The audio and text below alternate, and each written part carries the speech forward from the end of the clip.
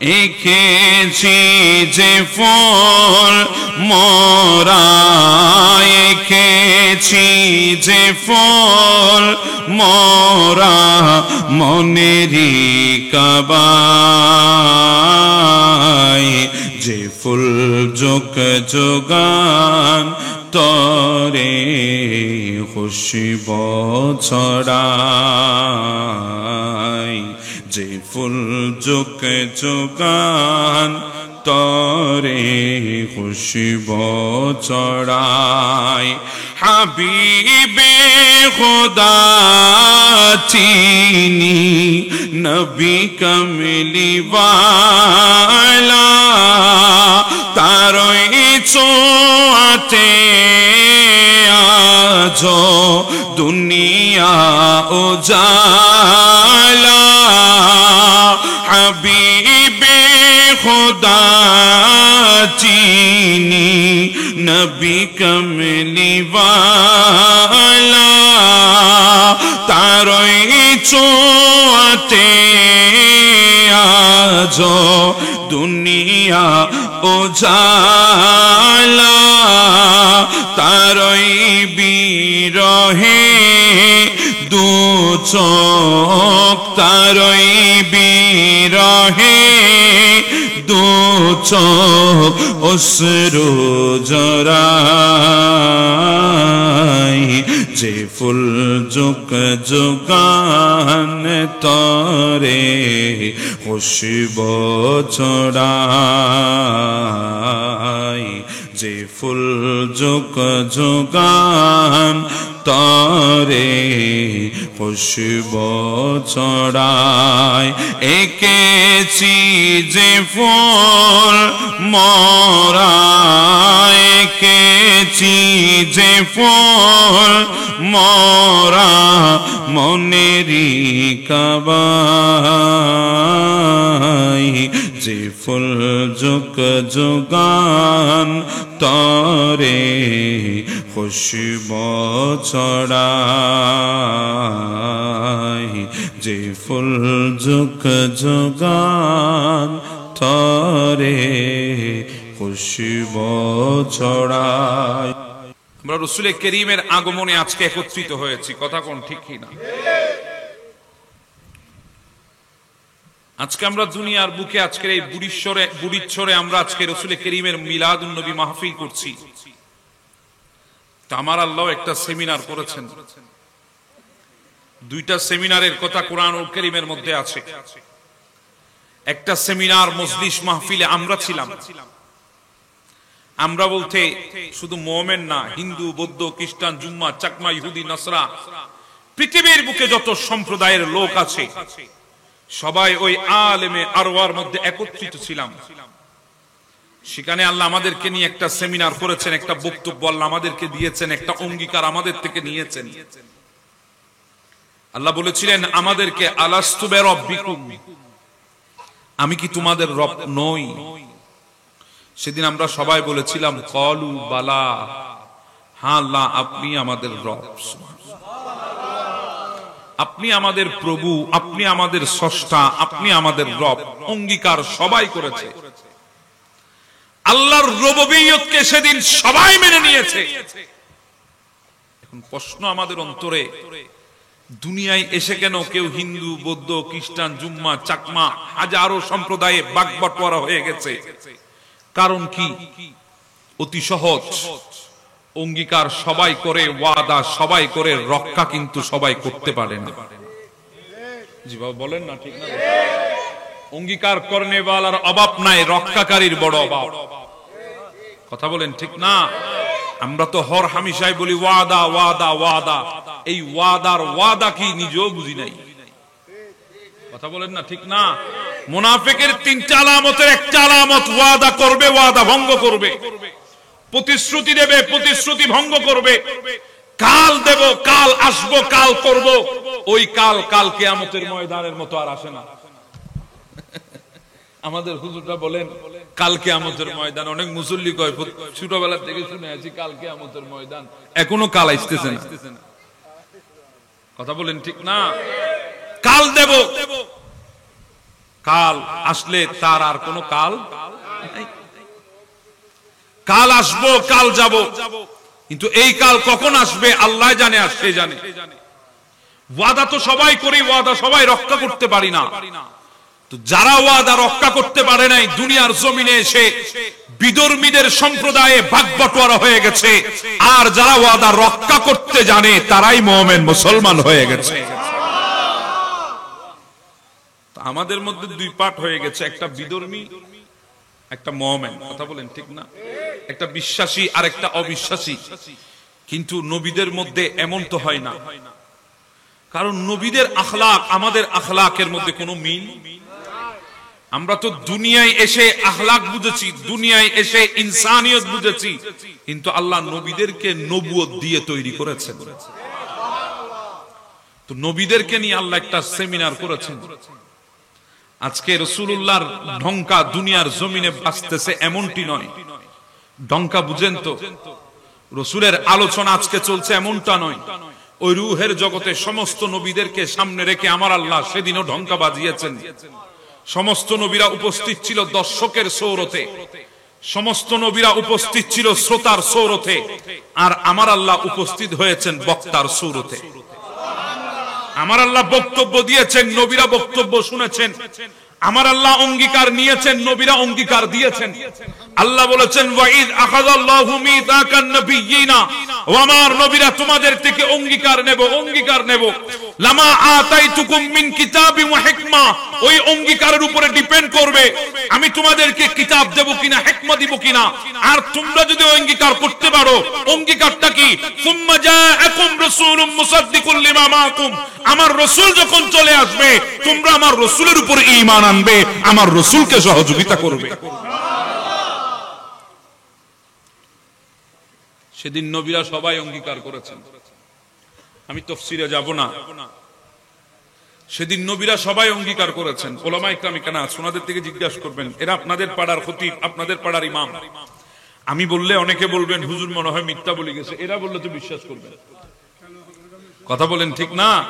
কারণ ইনারা আপনাদের এখানে আছেন, উলামায়ে কেরাম এখানে আছেন, ইনাদের কাছ থেকে তাফসীর জেনে নেবেন। সমস্ত নবীরা সেদিন অঙ্গীকার করেছেন। কোন নবী বলে নাই আমরা ঈমান আনবো না, সাহায্য করব না। সবাই বলেছে আল্লাহ আমরা অঙ্গীকার করলাম। এখন প্রশ্ন হলো কোন রাসূলের ব্যাপারে অঙ্গীকার নিয়েছেন? সুম্মা জাআকুম রাসূলুম বলেছেন, কোন রাসূল? তো পৃথিবীর জমিনে তো আল্লাহ 313 জন রাসূল পাঠিয়েছেন, 1,24,000 পয়গম্বর, সবাই রাসূল নয়। রাসূল মাত্র 313 জন। তো শব্দে রাসূল কালিমার মধ্যে তো কারো নাই। কোন রাসূলের কালিমার মধ্যে শব্দে রাসূল নাই। আদম থেকে ঈসা পর্যন্ত যত রাসূলের নামে কলমা আছে, 313 জন রাসূলের নামে কলমা আছে। ওই কলমাগুলো তালাশ করে দেখেন, কোন রাসূলের কলমার মধ্যে শব্দে রাসূল নাই। কিন্তু আমার রাসূলের কালিমার মধ্যে আল্লাহ শব্দে রাসূল দিয়েছেন, লা ইলাহা ইল্লাল্লাহু মুহাম্মাদুর রাসূলুল্লাহ। আল্লাহ বলে এই রাসূলের ব্যাপারে অঙ্গীকার নিয়েছি। সুম্মা জাআকুম রাসূলুম মুসাদ্দিকুল লিমা মাআকুম, যেই নবীর কালিমার মধ্যে শব্দে রাসূল আছে ওই রাসূলের ব্যাপারেই অঙ্গীকার। সুবহানাল্লাহ। ডঙ্কা এখন বাজছে এমনটি নয়, তখনও বেজেছে। কথা বলেন ঠিক না? সাহাবী তো জিজ্ঞাসা করেই ফেলেছেন, ওয়াজাবাত লাকাল নবুওয়া, ওগো নবী নবুয়ত কখন আপনাকে দেওয়া হয়েছিল? আপনার উপর কখন নবুয়ত আবশ্যক হয়েছে, নবুয়ত ওয়াজিব হয়েছে? আমার নবী বলছেন, ও সাহাবী, কুনতু নবিয়্যা ওয়া আদামু বাইনার রূহি ওয়াল জাসাদ, আমি তখন নবী ছিলাম যখন আদমের রূহ এক জায়গায়, জিসিম আর এক জায়গায়। জিসিমের রূহর সাথে দিদার হয় নাই, মুলাকাত হয় নাই, জিসিমের ভেতরে রূহ ঢুকে নাই, আমি তখনও নবী। আরো জোরে বলি না সুবহানাল্লাহ। হ্যাঁ, আমি তো আপনাদেরকে শুনাইতে চাই সেই নবীর শান। নবী শ্রেষ্ঠ আল্লাহ আমাদেরকে দিয়েছেন, নবী শ্রেষ্ঠ আল্লাহ আমাদেরকে প্রেরণ করেছেন। এবার যদি আপনি নবীকে বাদ দেন, আপনার তো কোনো অকাতই নেই, আপনার তো কোনো যোগ্যতাই নাই, আমাদের তো কোনো এবিলিটি নাই, আমাদের কোনো কোয়ালিটি নাই। আমরা যখন শ্রেষ্ঠ নবীর সাথে সম্পর্ক হয়ে গেছে, আলা দরজার নবীর সাথে যখন আমাদের সম্পর্ক হয়ে গেল, শ্রেষ্ঠ নবীর উম্মত যখন হয়ে গেলাম, আল্লাহ তো কোন নবীর উম্মতকে এই সার্টিফিকেট দেয় নাই। যখন আখিরি নবীর সাথে আমাদের সম্পর্ক, আল্লাহ বলে কুনতুম খায়রা উম্মাতিন, তোরাই হলি শ্রেষ্ঠ উম্মত। আদম থেকে ঈসা সমস্ত নবীকে উম্মত দিয়েছে, সমস্ত নবীর উম্মতের তাআদাদ ছিল, সমস্ত নবীর উম্মতের সংখ্যা ছিল, কিন্তু আল্লাহ কাউকে বলে নাই কুনতুম খায়রা উম্মাতিন। যখন আমার নবী চলে এসেছে, শ্রেষ্ঠ নবীর আগমন হয়ে গেছে, আমার মতো গুনাহগার, আমার মতো বদকার, আমার মতো জিয়াকার, আমার মতো মুসলিমের সম্পর্ক যখন রাসূলুল্লাহর সাথে হয়ে গেল, নিসবত যখন মদিনাওয়ালার সাথে হয়ে গেল, শুধু আমার নবী শ্রেষ্ঠ নয়, আমিও শ্রেষ্ঠ হয়ে গেছি। কথা বলেন না বাবা, ঠিক না? কুনতুম খায়রা উম্মাতিন সার্টিফিকেট আমাদেরকে দিয়েছে। নবী তো আরো ছিল দুনিয়ার বুকে, নবীর উম্মত তো আরো ছিল দুনিয়ার বুকে। আল্লাহ কাউকে কুনতুম খায়রা উম্মাতিন বলে সার্টিফিকেট দেয় নাই, আমাদেরকে দিয়েছে। বুকে হাত দিয়ে বলেন, আমাদের যোগ্যতায় সার্টিফিকেট পেয়েছি। দুনিয়ার পরীক্ষার হলে আপনি গেলে আপনার যোগ্যতা ছাড়া সার্টিফিকেট মিলবে না। দুনিয়ার কোথাও গেলে আপনার যোগ্যতা যদি না হয় সার্টিফিকেট আসবে না। হ্যাঁ, ঘুষ দিয়ে সার্টিফিকেট দিবেন সাময়িক, সরকার অদল বদল হলে সার্টিফিকেট বন্ধ। কি বলেন না? এটাই তো আমাদের দেশে চলতেছে। ইশারায় যদি না বুঝেন আর কেমন করে বুঝাইতাম? অনেকে সার্টিফিকেট নিয়েছেন, ভুয়া সার্টিফিকেট, বাতাও খাইয়েছেন অনেকদিন। সরকার চেঞ্জ যখন হলো, তালাশ করে দেখছে এগুলো একটাও অরিজিনাল নয়, সবগুলো ডুপ্লিকেট। কথা বলেন ঠিক না? সার্টিফিকেট পরিবর্তন হয়ে গেছে, বয়স হয় নাই 45, কয় মুক্তিযোদ্ধা সার্টিফিকেট। ভুল বললাম না? আমি আমার চোখের দেখা। মসনদ পরিবর্তন হয়েছে, সার্টিফিকেট ক্যান্সেল হয়ে গেছে। যোগ্যতা যদি না থাকে সার্টিফিকেট টিকে না। কিন্তু এমন এক সার্টিফিকেট পেলাম, পৃথিবীর লক্ষ সার্টিফিকেট ওটার মোকাবেলা দিলে বিন্দু পরিমাণ ওজন হবে না, কিন্তু ওই সার্টিফিকেট পেয়েছি নিজের যোগ্যতা বলে না। ওই সার্টিফিকেট পেয়েছি ইবাদতের কারণে নয়, ওই সার্টিফিকেট পেয়েছি আল্লাহর দরবারে রিয়াজতের কারণে নয়, ওই সার্টিফিকেট অর্জন করেছি একমাত্র রাসূলুল্লাহর নিসবতের কারণে। ওই সার্টিফিকেট হলো কুনতুম খায়রা উম্মতি। কুনতুম খায়রা উম্মাতিন, না হলে তো দুনিয়ার জমিনে আমাদের চাইতে আরো বড় বড় ইবাদতকারী ছিল, তাদেরকে তো বলে নাই আমাদের চাইতে আরো বেশি ইবাদতকারী, বয়সে বেশি, ক্ষমতায় বেশি, শক্তিতে বেশি, সাইজে বেশি ইবাদত করেছে 400 বছরের মতো। এরপরও তো কুনতুম খায়রা উম্মাতিন সার্টিফিকেট মিলে নাই, ইবাদত করি নাই। দুনিয়ায় আসলাম, নাপাক পানির কত্তা থেকে আল্লাহ বানাইলো, দুনিয়ার জমিনে আসলাম, পেয়েছি 40টা বছর, চলে গেছে 30টা বছর হেলাই দুলাই, 10 বছরে পাবে না সিজদা দিয়েছি, 10 বছরে থাকবে না রুকু করেছি। এরপরেও আল্লাহ বলে কুনতুম খায়রা উম্মতি। হযরত ঈসা রূহুল্লাহ যায় রাস্তা ধরে, বিরাট এক পাথর দেখে খুশি হয়ে যায় ঈসা রূহুল্লাহ। আল্লাহ, তোমার জমিনে বুঝি এত সুন্দর পাথরও আছে? বলে ঈসা, পাথর উপরে যত সুন্দর, ভেতরে আরো বেশি সুন্দর। সুবহানাল্লাহ। ঈসা রূহুল্লাহ বলে, আল্লাহ, দেখতে তো বড় মন চায়, তুমি তো আমার ভেতরে লোভ ঢুকিয়ে দিয়েছো, আমার ভেতরে কৌতূহল জাগিয়ে দিয়েছো, আমি তো এক দ্বিধাদ্বন্দ্বের মধ্যে পড়ে গেছি। তুমি বলছো ভেতরে আরো সুন্দর, আল্লাহ দেখবো ভেতরে কি আছে। আমাকে বলেন, লাঠি দিয়ে, হাতুড়ি দিয়ে পাথর ভাঙা যায়? বড় যেগুলো পাথর আছে, আপনি যদি হাতুড়ি দিয়ে মারেন, ওই হাতুড়ি আপনার গালে সুং দিতে আইব। কথা বলেন ঠিক না? বাড়ি মারলে আবার ওয়াপেস আসবে। লাঠি তো দূরের কথা। কথা বলেন ঠিক না? জাফলংয়ে গিয়েছেন, আমি গিয়েছি, আমি দেখেছি। গত বছর মাহফিলে গিয়েছি, দেখেছি বিরাট বিরাট মিশিং, পাথর কাটার মিশিং, বড় বড় মিশিং, পাথর কাটার মিশিং। যেই পাথর হাতুড়ি দিয়ে ভাঙা যায় না। আল্লাহ বলছে, ঈসা দেখবেন? বলে, হ্যাঁ দেখবো। বলে, ওই একটা লাকুড়ি দেখা যায়, লাঠি দেখা যায়, উঠা নেন। আল্লাহ, কিছুই তো বুঝি না, হাতুড়ি দিয়ে পাথর ভাঙা যায় না, বিরাট পাথর, আপনি ঈসা আলাইহিস সালামকে বলছেন লাঠি দিয়ে ভাঙতে। বলে, লাঠি তোমার হাতে থাকলে এটা লাঠি হতো, ওটা তো তোমার হাত নয়, ওটা তো আমার রাসূলের হাত, ওটা তো ঈসা রূহুল্লাহর হাত, বড় বড় 4 জন রাসূলের একজনের হাত। হুকুম আমার, হাত রাসূলের। পাথর না, গোটা পৃথিবী ভাঙবে। হাতে নিলেন, বাড়ি দিলেন, দুই ভাগ হয়ে গেল। ভেতরে দেখে সাদা দবদবে দাড়িওয়ালা, সাদা দবদবে পাগড়িওয়ালা, সাদা দবদবে জুব্বাওয়ালা একজন মানুষ বসে বসে আল্লাহর জিকির করতেছে। ঈসা আলাইহিস সালাম কয়, ভাই কয় বছর এই পাথরের ভেতরে কেমনে আসলা? দরজা নাই, ধুম করে ঢুকে যাবে। জানলা নাই, ঠাস করে বের হয়ে যাবে।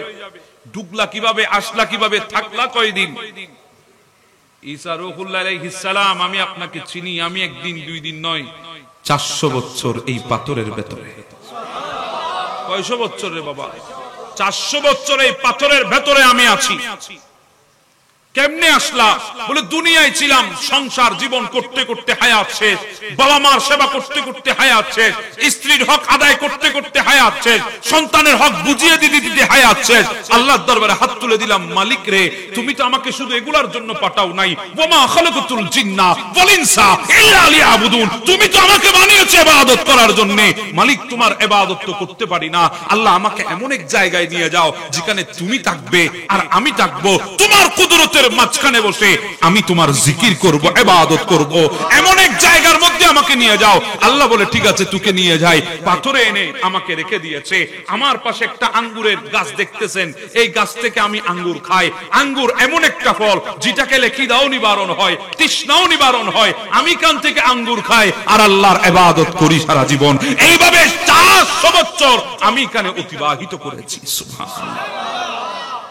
ঈসা ইসলাম হাত তুললেন, মালিক, জানতে বড় মন চায়, আমার পরে একজন নবী আসবে, আমার পরে একজন নবী আসবে।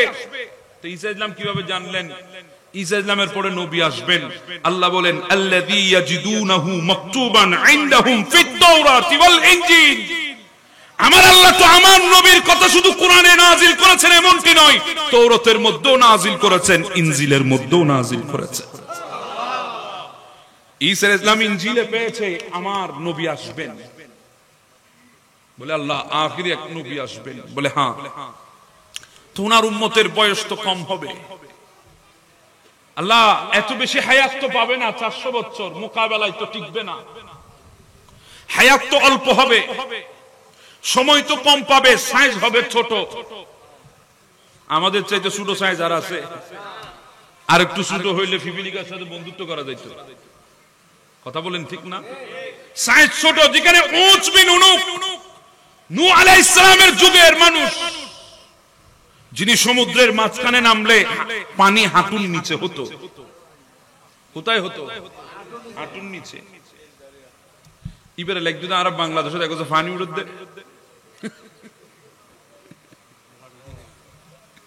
উঁচ বিন উনুক সমুদ্রের মাঝখানে চলে গেলে হাঁটুর নিচে পানি। হায় আল্লাহ, যিনি সাগর থেকে মাছ ধরে সূর্যের মধ্যে থেকে মাছ খাইতেন, উঁচ বিন উনুক, জীবনে কোনোদিন পেট ভরে খানা খেতে পারে নাই। 1200 রুটি খাইতো এক ওয়াক্তে, এর পুরো পেট ভরতো না। চিন্তা করে দেখেন, কয়শো রুটি? 1200 রুটি খাইতো, এর পুরো পেট। জীবনে কোনোদিন মন ভরে গোসল করতে পারে নাই। উঁচ বিন উনুক 5000 বছর হায়াত পেয়েছে। নূহ আলাইহিস সালামের যুগে মূসা ইসলামের জমানায় এসে মারা গেছে। কোথায় নূহ, কোথায় মূসা? এগুলো অনেক লম্বা কথা। ঈসা ইসলাম বলে, আল্লাহ, আপনারা আখেরি নবী, উম্মত বয়স অতি জোরে 100 বছর গেলে চোখ বড় বড় বড় বড় বড় করে মানুষ তাকাতে যায়, দেখতে যায়, মা কেমনে 100 বছর বাঁচলো। কথা বলেন, ঠিক না? আমার মুরব্বিখানা যারা আছেন, আমার এই মুরব্বিগুলা, এখন মুরব্বি বলতেও তো বাবা ভয় লাগে। আরেক মুসিবত, কই যাইতাম, এক বাংলাদেশে আছি আমরা। একজনে বসেন বসেন বলে শেষ, আরেকজন মুরব্বি কই কই শেষ।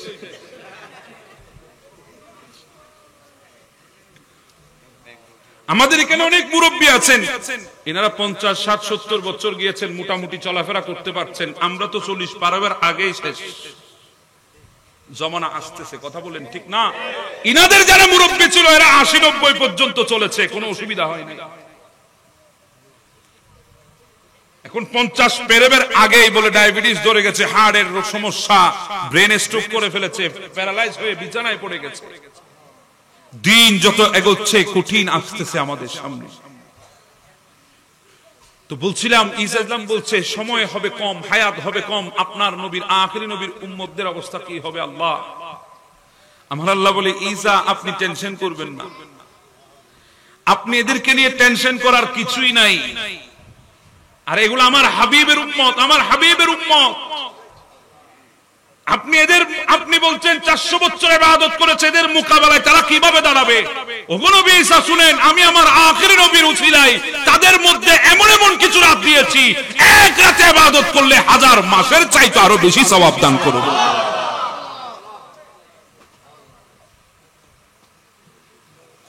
এক রাত যদি ইবাদত হয় 1000 মাসের চাইতে বেশি সওয়াব আমি আল্লাহ তাদেরকে দান করব। ঈসা ইসলাম তখন বলে, আল্লাহ আপনি যদি আমাকে নবী না বানিয়ে সেই আখিরি নবীর উম্মত বানাতেন, তাহলে আপনার জমিনে সবচেয়ে বড় ইবাদতকারী হতে পারতাম। আল্লাহ কবুল করে নিয়েছেন ঈসা ইসলামের দোয়া। দুনিয়ার 34 বছর বয়সী ঈসা ইসলামকে তুলে নিয়েছেন কোন ঈসা? যিনি দুনিয়ার জমিনে সে 3 দিনের মাথায় বলেছিল, আনা আব্দুল্লাহ ওয়া আতানিয়াল কিতাবা ওয়াজআলানি নবিয়্যা, আমি আল্লাহর বান্দা, আল্লাহ আমাকে কিতাব দান করেছে, আল্লাহ আমাকে নবী হিসেবে পাঠিয়েছে। উলুল আযমের বড় বড় 5 জন নবীর একজন, বড় বড় 4 রাসূলের একজন, বড় বড় 4টি কিতাবের একটা কিতাব যার উপর নাযিল হয়েছে, সেই ঈসা রূহুল্লাহ ফরিয়াদ করছে আখিরি নবীর উম্মত হওয়ার জন্য। আল্লাহ কবুল করেছেন। 34 বছর বয়সে আসমান উঠাইছেন, জমিনে আসবেন কিয়ামতের পূর্বে 40টা বছর গোটা পৃথিবীর মধ্যে কালিমার পতাকা উদ্দিন করবেন।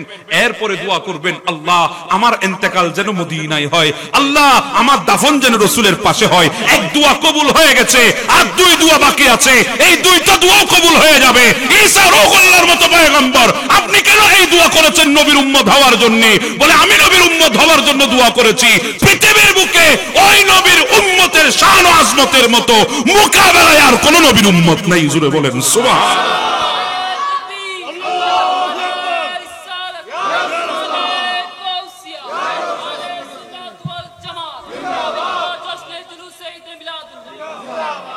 হ্যাঁ, আমাদেরকে বানিয়েছেন সেই নবীর উম্মত। কথা কোন ঠিক না ঠিক?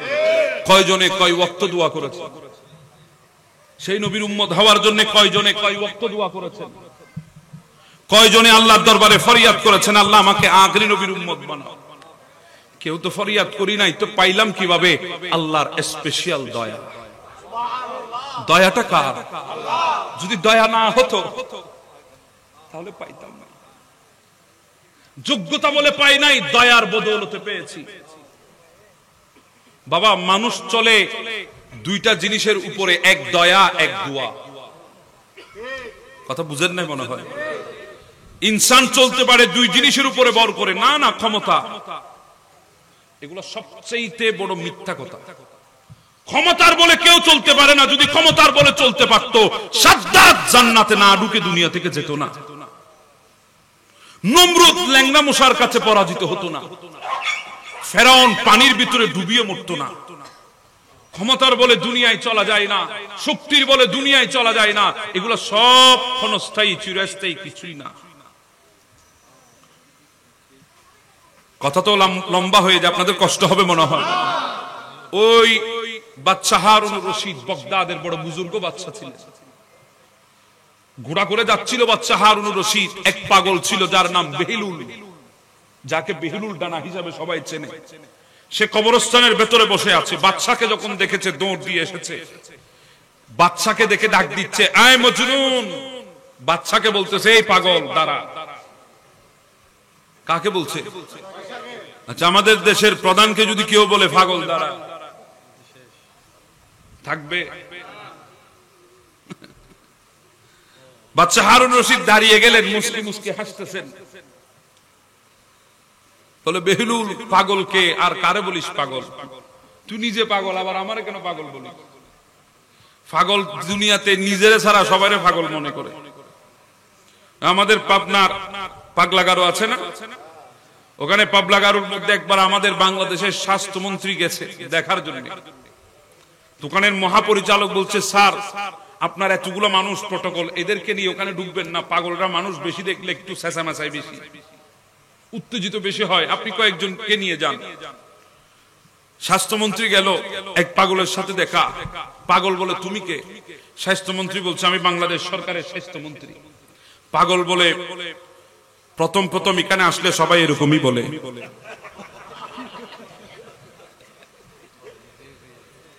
প্রথম প্রথম এখানে আসলে সবাই এরকমই বলে।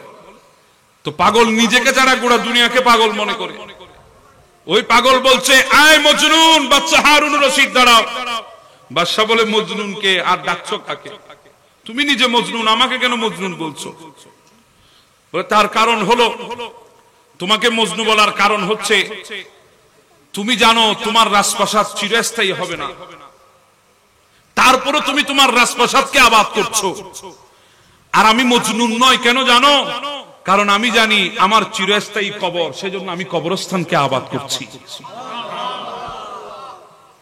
বাদশা বলে তুমি তো ঠিকই বলেছো, সত্যিই বলেছো। আমি পাগল, তুমি ভালো, তুমি জ্ঞানী, তুমি বুদ্ধিমান। কারণ তুমি চিরস্থায়ী জায়গা, যে কবরস্থান, যার মাটির ভেতরে লক্ষ লক্ষ বছর ধরে অনেক কোটিপতি, অনেক রাজা, অনেক বাদশা, অনেক ক্ষমতাধর ব্যক্তি মাটির নিচে ধূলিসাৎ হয়ে গেছে। আমি তো সেদিকে খেয়াল করি নাই, তুমি সেটাকে আবাদ করছো, আর আমি যেটা মিথ্যা সেটাকে আবাদ করছি। বাদশা বলে পাগল, পাগল হইলো আজকে একটা কথার মতো কথা বলেছিস, যা আমার কাছে চেয়ে নে, কি চাইবি চা, আজকে দেব তোকে। পাগল বলে না আপনি দিতে পারবেন না। বাদশা বলে আমি বাদশা, আমি দিতে পারবো না, আবার এমন কি জিনিস আছে? বলে আপনি দিতে পারবেন না, আমার নজরে আপনি বাদশা না, আমার নজরে আপনি ফকির। বাদশা কয় বেহিলুল আজকে বড় আজিব আজিব কথা শুনাইতেছস আমারে, বল কেমন আমি ফকির হলাম? বলে তাহলে আমি চাই যদি দিতে পারেন বাদশা মানবো, দিতে না পারলে ফকির মানবো। বলে হ্যাঁ বল।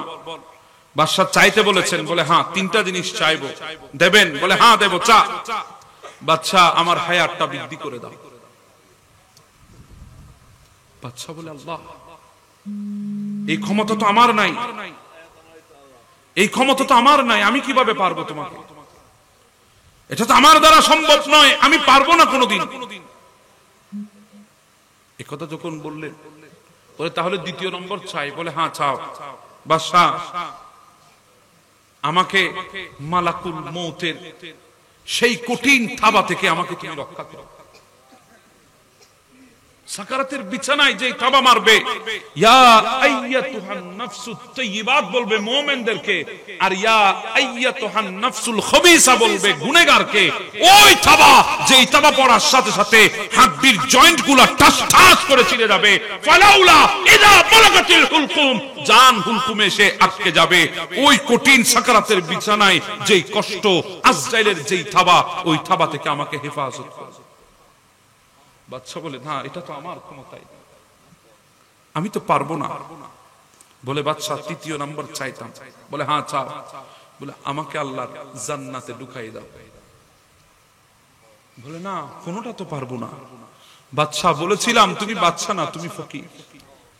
বলেছিলাম তুমি দিতে পারবে না, এজন্য আমি তোমার কাছে চাই না, আমি এমন একজনের কাছে যাই যিনি কিয়ামতের ময়দানে ডাক দেবে লিল্লাহি ওয়াহিদিল কাহার, আজকের রাজত্ব কার? কোন রাজা থাকবে না, কোন প্রজা থাকবে না, রাজত্ব একমাত্র আল্লাহর থাকবে। আমি সেই রাজাকেই ডাকি, সেই রাজার কাছেই চাই।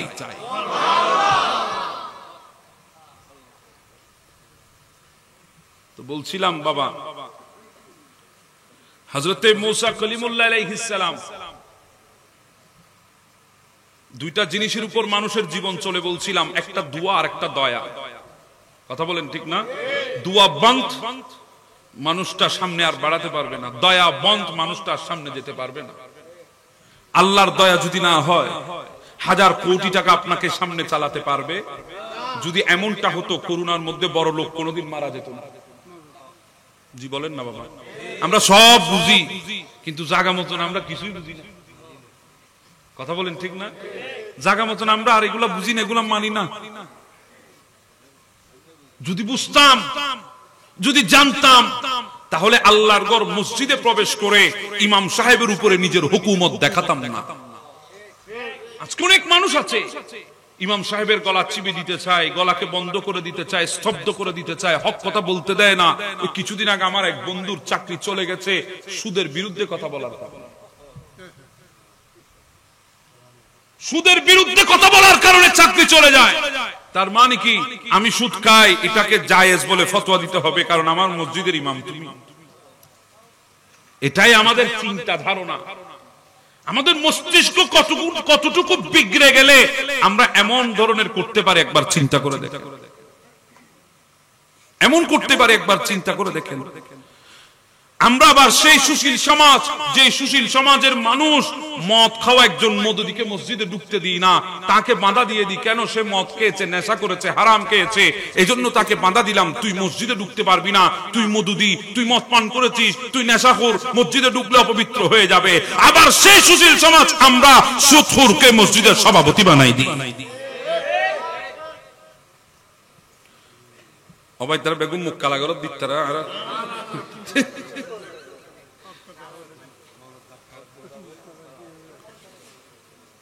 আমি কথা কি গলত বলছি? আমরাই সুশীল সমাজ। আমরা ঘুষখোরকে বাহবা দিই মসজিদে দান করার জন্য, সুদখোরকে প্রধান অতিথির মঞ্চ দিয়ে দিই আমরা শুধু বাহবা দেওয়ার জন্য, টাকা নেওয়ার জন্য। আমাদের মন মানসিকতা কতটুকু বিক্রয় গেল। আরে বাবা, মদুদি অনেক ভালো আছে, কিন্তু সুদের গুনাহ সম্পর্কে যদি জানেন, হুজুর এখানে বসা আছে, নবী বলে 70টি গুনাহ, সুদখোরের জন্য 70টি গুনাহ। সর্বনিকৃষ্ট, সর্বনিম্ন, সর্বছোট গুনাহ হচ্ছে যে সুদের একটা টাকা খাবে সে নিজের মায়ের সাথে জিনা করেছে। জোরে বলেন নাউজুবিল্লাহ। এমন কুলাঙ্গার পৃথিবীতে আছে যে নিজের মায়ের সাথে জিনা করতে পারে, কিন্তু নবী বলে যে সুদ খায় সে নিজের মায়ের সাথে জিনা করেছে। নাউজুবিল্লাহ, মাআযাল্লাহ, লা হাওলা ওয়ালা কুওয়াতা ইল্লা বিল্লাহ। আল্লাহ আমাদেরকে মাফ করে দাও, আল্লাহ আমাদেরকে মাফ করে দাও। এমন মর্মান্তিক কথা আল্লাহ মদুদির বেলায় বলেন, হুজুর বলেছেন। তার মানে আমি মদ খাওয়াকে হালাল বলছি না, এটাও হারাম। সুদ খাওয়াও হারাম, কিন্তু আমরা এক হারামকে হালকা করে দেখি আর এক হারামকে ভারী করে দেখি। কথা বলেন ঠিক না? আমরা বলছি নামাজ পড়া ফরজ, রোজা রাখা ফরজ, আবার আমার ঘরের বউ বেপরদায় ঘুরে বেড়ায় সেটাও তো ফরজ, সেদিকে আমার খেয়াল নাই। কথা বলেন ঠিক না? আমি আবার হাজী সাহেব, আমি আবার সমাজের গাজী সাহেব, আমি আমার স্ত্রীর পর্দার খবর আমার নাই, আমার কন্যার পর্দার খবর আমার নাই। আমি মানুষকে আবার ডাকি, আসো আসো মসজিদে নামাজ পড়তে চলো। তো নামাজও ফরজ, পর্দাও ফরজ। আপনাকে তো পর্দা করতেই হবে।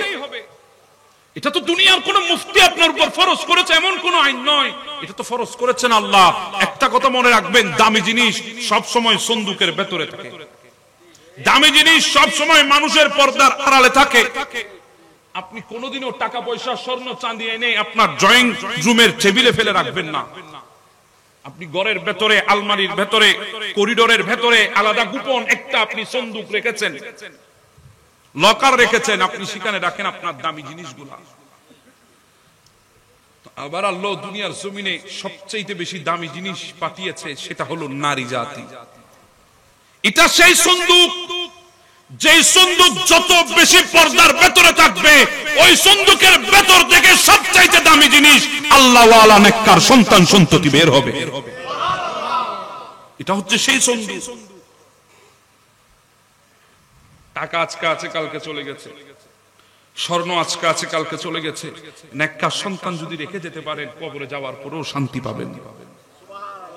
এখন যদি বলেন হুজুর একটু ওয়াজ করেন কিশোর গ্যাং এর বিরুদ্ধে, কি গ্যাং? কিশোর গ্যাং। ছোট ছোট বাচ্চা, পিচ্চি পিচ্চি বাচ্চা, নাক ধরে চাপ দিলে দুধ বের হবে।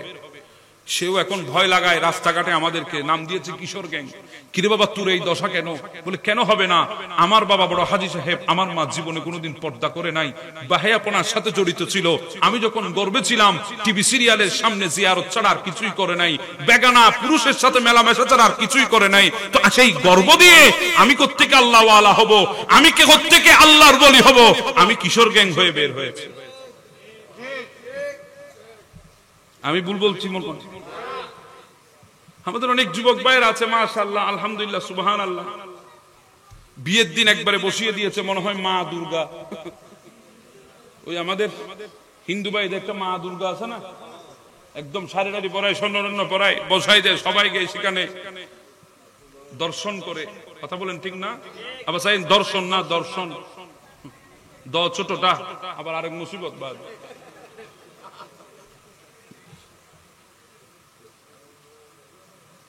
ঠিক আজকে মুসলমানের বিবাহগুলো সেই হিন্দুদের পূজা মণ্ডপের মতো হয়ে গেছে, দেবদেবীর মতো বসিয়ে দিয়েছে নিজের স্ত্রীকে, সবাই গিয়ে সেখানে জিয়ারত করতেছে, ফিরি ফিরি জিয়ারত আছে না নাই? পাড়ার বকাটে ফকাটে সবাই গিয়ে গায়ের সাথে গা লাগিয়ে দিয়ে, ভাবি একটু দেখেন সেলফি মারি। হে আল্লাহ, আমার নবী বলে উম্মত তোমার 5 তলা বিল্ডিং আছে, এগুলো তোমার শ্রেষ্ঠ সম্পদ নয়। তোমার লাখ টাকার গাড়ি আছে, এগুলো শ্রেষ্ঠ সম্পদ নয়। তোমার কোটি টাকার ফ্যাক্টরি আছে, এগুলো শ্রেষ্ঠ সম্পদ নয়। একজন মুমিনের জন্য পৃথিবীর বুকে সবচাইতে বড় শ্রেষ্ঠ সম্পদ হচ্ছে একজন নেককার স্ত্রী। আরো জোরে বলেন না সুবহানাল্লাহ। একজন নেককার স্ত্রী হচ্ছে সবচাইতে বড় সম্পদ, সবচাইতে দামি জিনিস।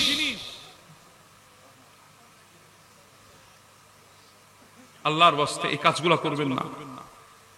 তো বলতে চেয়েছিলাম মানুষের জীবন চলে দোয়া এবং দয়া। কথা বলেন ঠিক না? হ্যাঁ, আমরা দয়ায় নবীর উম্মত হয়েছি। কিসে হয়েছি? দয়ায় হয়েছি, যোগ্যতায় না। হযরত মূসা ইসলামের মতো নবী, আমার আল্লাহ এমন পাওয়ারফুল এক নবী বানিয়েছেন মূসা কলিমুল্লাহকে, যার হাতে একটা আসা ছিল। আল্লাহ বলছেন ইদরিব বিআসাকা, এটাকে দিয়ে যখন পাথরের উপর আঘাত করে ওই পাথর থেকে ঝর্ণা বের হয়ে যায়। সুবহানাল্লাহ, গরজে কইয়েন। সমুদ্রে আঘাত করলে সমুদ্রের মাঝখানে ব্রিজ হয়ে যায়, নিক্ষেপ করলে সাপ হয়ে যায়। এমন এক ক্ষমতাধর মুজিজা সম্পন্ন রাসূল ছিলেন মূসা কালিমুল্লাহ, যিনি জমিনে দাঁড়িয়েছেন আর সরাসরি আল্লাহর সাথে কথা বলেছেন, ডাইরেক্ট কথা বলেছেন। মাঝখানে কোনো নেটওয়ার্ক নাই, মাঝখানে কোনো মোবাইল নাই, মাঝখানে কোনো সংযোগ নাই, মাঝখানে কোনো Facebook, Messenger, WhatsApp, imo, Twitter, sky কিছুই নাই, ইনস্টাগ্রাম কিছুই নাই। ডাইরেক্ট কথা বলেছে জমিনে মূসা আর আল্লাহর সাথে, আসমান ডাইরেক্ট কথা বলেছে। সেই আল্লাহ ডাক দিয়ে, সে আল্লাহকে একদিন মূসা ইসলাম প্রশ্ন করে, মালিক আমার চাইতে তোমার নিকটে আর কেউ আছে? আমি তো সরাসরি তোমার সাথে কথা বলি। আমার আল্লাহ বলে, হ্যাঁ হ্যাঁ, পৃথিবীর বুকে এমন এক নবীর উম্মত আছে যারা তোমার চাইতো আমার কাছে বেশি কাছে, তোমার চাইতো আমার বেশি আমার কাছে। মূসা ইসলাম বলে, আল্লাহ আমার চাইতো বেশি কাছে? বলে হ্যাঁ। বলে তাদের এমন একটা মাস আছে তাদের মাঝে, ওই মাসটার মধ্যে তারা তৃষ্ণায় তৃষ্ণার্ত থাকে, কুদায় কুদার্ত থাকে, উটগুলো শুকনো কাঠের মতো হয়ে যায়, তাদের চেহারাটা শুকনো কাঠের মতো হয়ে যায়। কিন্তু আমি আল্লাহকে মহাব্বত করে খানা সামনে থাকলেও হাত দেয় না, খানা সামনে থাকলেও হাত বাড়াই না। তারা যখন সারাদিন সেই সেহরি থেকে ইফতার পর্যন্ত 14, 15, 16 ঘন্টা পর্যন্ত উপোস করে রেখেছে, আমার ইবাদতে মগ্ন রয়েছে, নামাজ ছাড়ে নাই, রোজাও রেখেছে, আর ইফতারের সময় যখন ইফতারি সামনে নিয়ে বসে, আমি আল্লাহ বলছি, মূসা আপনার আর আমার মাঝে 70টা পর্দা আছে, কিন্তু আমার ওই নবীর আখেরি নবীর উম্মতগুলা যখন ইফতারি সামনে নিয়ে বসে, আমার আর তাদের মধ্যে কোনো পর্দা থাকে না। আমি আল্লাহ তাদের কাছে চলে আসি, তারা আমার কাছে চলে আসে। আমি তাদের কাছে, তারা আমার কাছে। তারা যা চাই আমি আল্লাহ সমস্ত কিছু আমার জিম্মাদারে নিয়ে নিই। তারিফ শুনেছেন আল্লাহর কুদরতের জবান থেকে আমাদের মূসা কালিমুল্লাহ। বলে আল্লাহ এমন নবীর উম্মত? বলে হ্যাঁ। ও মূসা, শুধু তাই না, কিয়ামতের ময়দানে জান্নাত সবার উপর হারাম করে দিয়েছি আমি। ততক্ষণ কেউ জান্নাতে প্রবেশ করতে পারবে না, কোন নবীও পারবে না, উম্মতও পারবে না, যতক্ষণ আমার আখিরি নবী এবং আখিরি নবীর উম্মত প্রবেশ করবে না। আরো জোরে বলেন না সুবহানাল্লাহ। মুসা আলাইহিস সালাম তারিফ শুনে তো দিওয়ানা হয়ে গেল। মুসা আলাইহিস সালাম ফরিয়াদ করে বসলেন, ইলাহি ইজআলনি নবিয়্যা তিলকাল উম্মত, আল্লাহ আমাকে সেই নবীর উম্মত হিসেবে কবুল করে নাও, আল্লাহ আমাকে সেই নবীর উম্মত হিসেবে কবুল করে নাও। মুসা আলাইহিস সালাম হাত তুলে দিলেন। আল্লাহ বলেন, না মুসা, উনি অনেক পরে আসবে, তুমি অনেক আগে এসেছো। উনি অনেক পরে আসবে, তুমি অনেক আগে এসেছো, তা হয় না। তবে আমি আল্লাহ তোমার মনের আশা পূরণ করব। কোথায় জানো? বলে কোথায় আল্লাহ? বলে জান্নাতে সেই নবীর সঙ্গী আমি তোমাকে বানিয়ে দেব। আরো জোরে বলেন না সুবহানাল্লাহ। আল্লাহ সেই নবীর উম্মত আমাদেরকে করেছেন, দুয়ায় নয়, দয়া মালিকের হয়েছে। আরে হযরত দানিয়েল আলাইহিস সালাম, সিংহ মানব যাকে বলা হয়, যার রাজত্ব সিংহদের উপরে চলতো। এখানে উলামায়ে কিরাম আছেন, ওনারা ভালোই জানেন, আমার চাইতে বেশি জানেন। দানিয়েল আলাইহিস সালাম, যার কথায় সিংহ উঠতো আর বসতো, যার হুকুমত সিংহের উপরে চলতো, এমন নবী ছিলেন। আমার নবী বলে ওই দানিয়েল আলাইহিস সালাম আল্লাহর দরবারে ফরিয়াদ করে, মালিক আমি আখিরি নবীর উম্মত হওয়ার জন্য ফরিয়াদ করব না। ওনার ফরিয়াদের স্টাইল আরেক ছিল। আল্লাহ আজীব আজীব আজীব আজীব আজীব। উনি ফরিয়াদ করেছেন, মালিক আমি তোমার আখিরি নবীর উম্মত হতে চাই না, জানি আমি হব না, জানি আল্লাহ সম্ভব নয়, তবে তোমার কাছে ফরিয়াদ করছি, আল্লাহ তোমার ওই আখিরি নবীর উম্মতের হাত দিয়ে আমাকে দাফন করিও।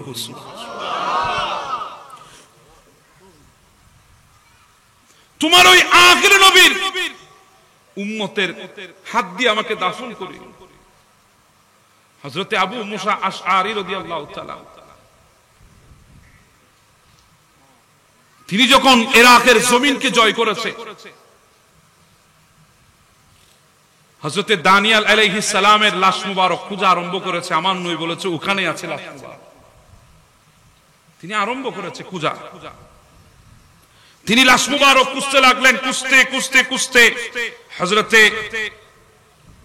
আবু মুসা আশআরী রাদিয়াল্লাহু তাআলা, আমার নবী বলছে তুস্তর, তুস্তর মানে ইরাকের আগের নাম তুস্তর, তুস্তর নগরী বিজয় হবে। আবু মুসার আশআরীর হাত ধরে যখন তুস্তর নগরী বিজয় হলো, তার কাছে হঠাৎ করে মনে পড়ে গেছে আমার নবী বলে গেছে তুস্তর নগরীর মধ্যে দানিয়েল আলাইহিস সালামের লাশ থাকবে। বলে আমি খুঁজতে আরম্ভ করলাম। খুঁজতে খুঁজতে খুঁজতে আমি একটা সন্দুকের কাছে গিয়ে কাছাকাছি যখন হলাম, আমি তখন একজনকে জিজ্ঞাসা করলাম। ওই সন্দুকের পাশে একজন ছিল যার নাম ছিল হারকুশ। আমি হারকুশকে জিজ্ঞাসা করলাম, এ ভাই হযরত দানিয়েল আলাইহিস সালামের দেহটা কোথায়, লাশটা কোথায়? বলে এই তো সন্দুকের ভেতরে আছে। হারকুশ শনাক্ত করে দিয়েছে আবু মুসা আশআরী পেয়ে গেছে। চিঠি লিখছে তাড়াতাড়ি আমিরুল মুমিনিন হযরতে ওমর ফারুক রাদিয়াল্লাহু তাআলা আনহুর কাছে, বলে দানিয়েল আলাইহিস সালামের লাশ মুবারক পেয়ে গেছি। ওমর চিঠি ওয়াপস করেছে, বলে ওনাকে ওখানে দাফন করে দাও, ওখানে তোমাদের হাত দিয়ে দাফন করে দাও। ওনার দোয়া ছিল উম্মতে মুহাম্মদীর হাতে দাফন হবে, দোয়া কবুল হয়েছে, ওনাকে দাফন করে দাও। আর হারকুশকে আমার কাছে পাঠিয়ে দাও, কারণ নবী বলেছে যেই ব্যক্তি দানিয়েল আলাইহিস সালামের লাশ মুবারককে শনাক্ত করতে পারবে, আমি নবী তাকে জান্নাতের সুসংবাদ দিয়ে দিলাম। হারকুশ শনাক্ত করে জান্নাত পেয়ে গেছে। আর হুজুর বলেন না সুবহানাল্লাহ। তো দানিয়েল ইসলাম উম্মত হতে চাই নাই, আমাদের হাতের ছোঁয়া চেয়েছে, ছোঁয়া ছোঁয়া। চিন্তা করেন এই দাম কোত্থেকে এসেছে? দয়ার কারণে। আমি এই কথাটার মধ্যে আছি, কোত্থেকে এসেছে? দয়ার কারণে পেয়েছি, আমাদের কোয়ালিটির কারণে না। ভুলে যান যোগ্যতার কথা, ভুলে যান। আরে আমাদের কিসের যোগ্যতা রে বাবা? আজকে আপনি অনেক বড় মানুষ, আমি অনেক বড় মানুষ, আমি মাওলানা সাহেব, আপনি সমাজের সমাজপতি সাহেব। অস্তিত্ব কি জানেন? নাপাক পানি।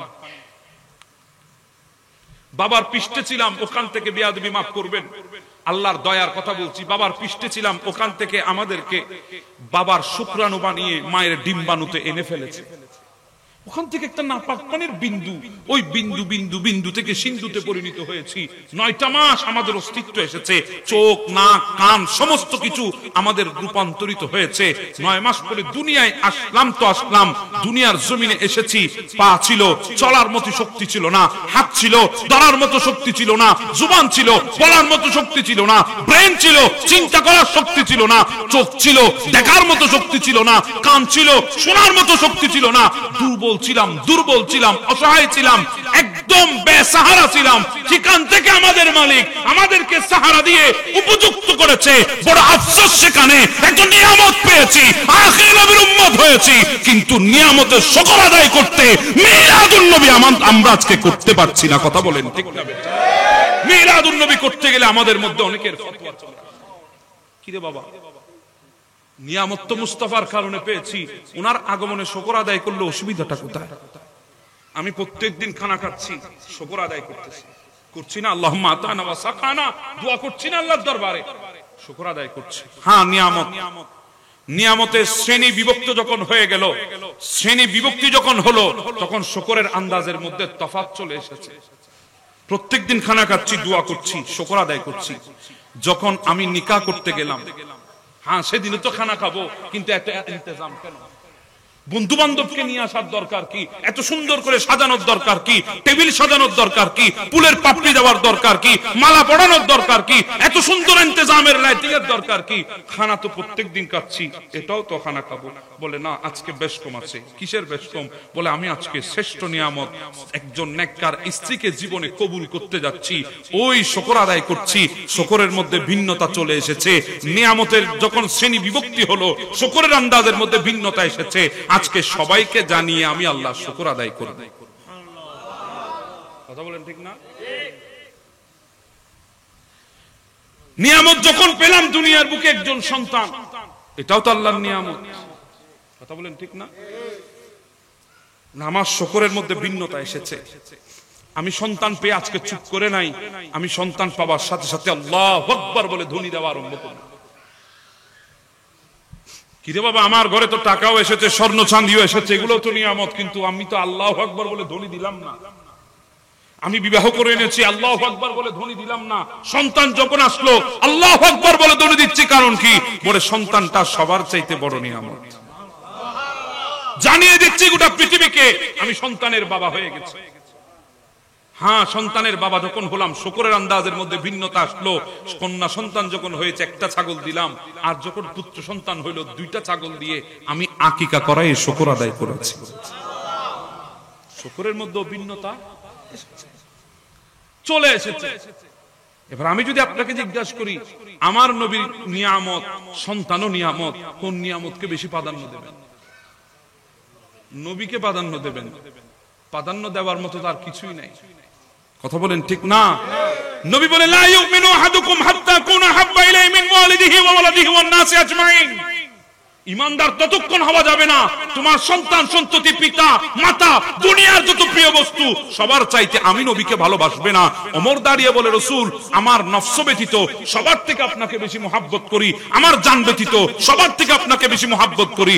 আমার নবী বলে, লা ওমর, তুমি এখনো ইমানদার হতে পারো নাই, এখনো ইমানদার হতে পারো নাই। ওয়াল্লাযী নফসি বিয়াদিহি, সেই সত্তার কসম করে বলছি, যেই সত্তার হাতে আমি রাসূলের জান, যতক্ষণ তোমার জানের চাইতে আমি নবীকে বেশি ভালোবাসবে না, ততক্ষণ ইমানদার হতে পারবে না। জোরে বলেন সুবহানাল্লাহ।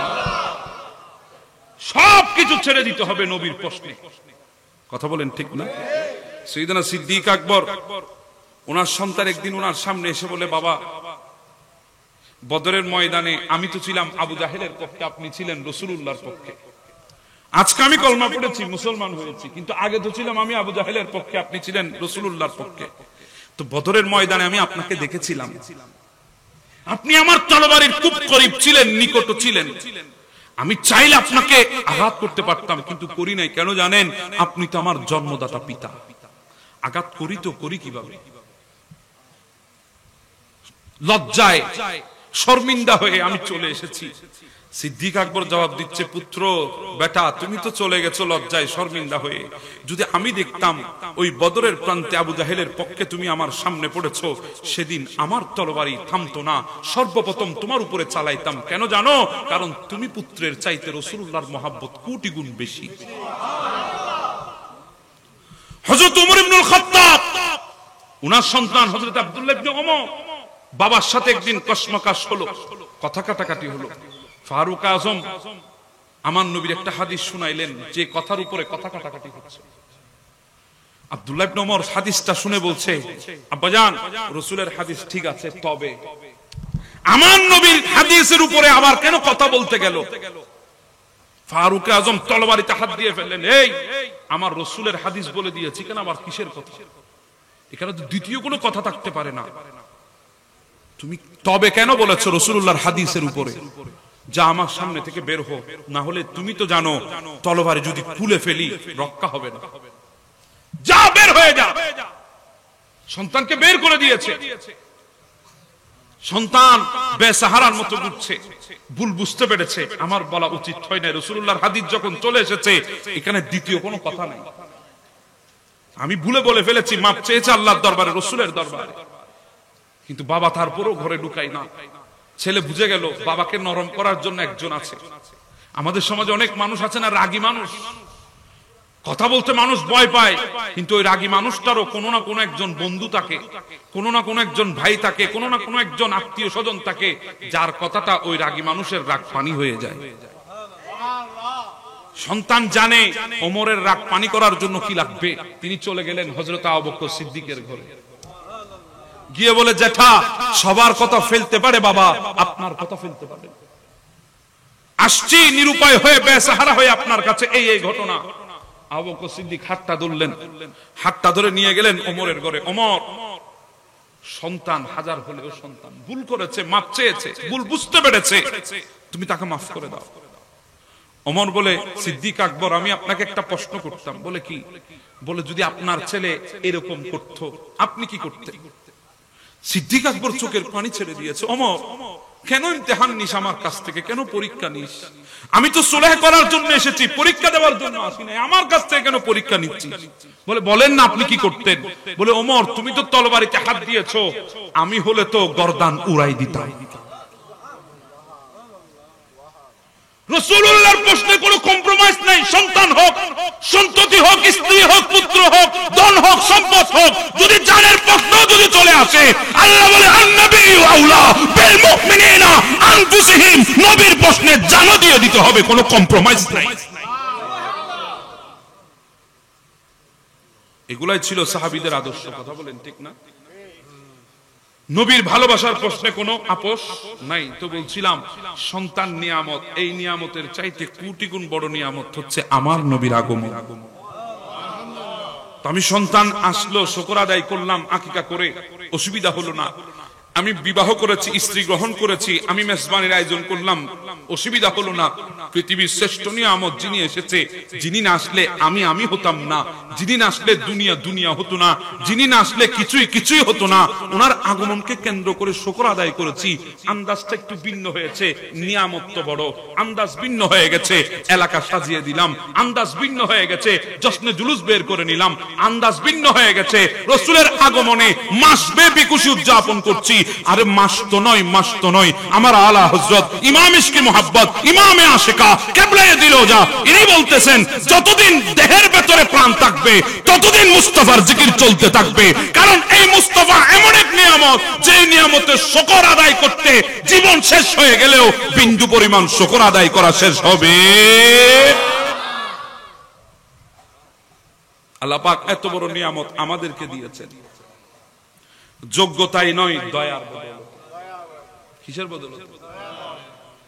হ্যাঁ, আমরা গুনাহগার হতে পারি, বদকার হতে পারি, জাহান্নামে যাব। এই উম্মত জাহান্নামে যাবে, কিন্তু হাতের মধ্যে হাত করা থাকবে না। এই উম্মত জাহান্নামে যাবে, পায়ের মধ্যে বেড়ি থাকবে না। এই উম্মত জাহান্নামে যাবে, কোমরের মধ্যে রশি থাকবে না। এই উম্মত জাহান্নামে যাবে, গলার মধ্যে কোনো শিকল থাকবে না। উম্মত জাহান্নামে যাবে, চেহারা মলিন হবে না, কালো হবে না।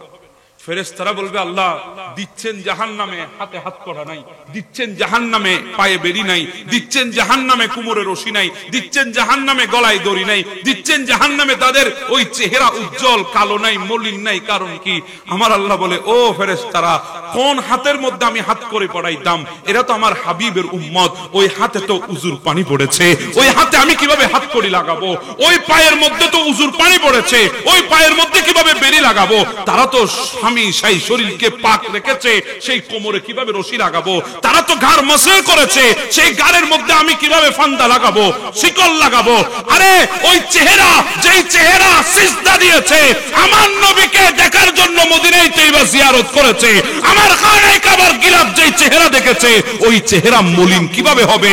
দিচ্ছি জাহান্নামে, ঠিক আছে, রাখবো না বেশিক্ষণ, আবার নিয়ে জান্নাতে দিয়ে দেবে, আবার জান্নাতে ঢুকাই দেবে।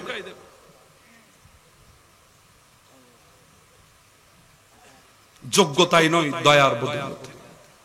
কিসের বদৌলতে? লাস্ট আরেকটা দয়া বলে শেষ করে দিই। আপনাদের অসুবিধা হচ্ছে আমি দেখতেছি, বাজে এসপা আছে বাজি।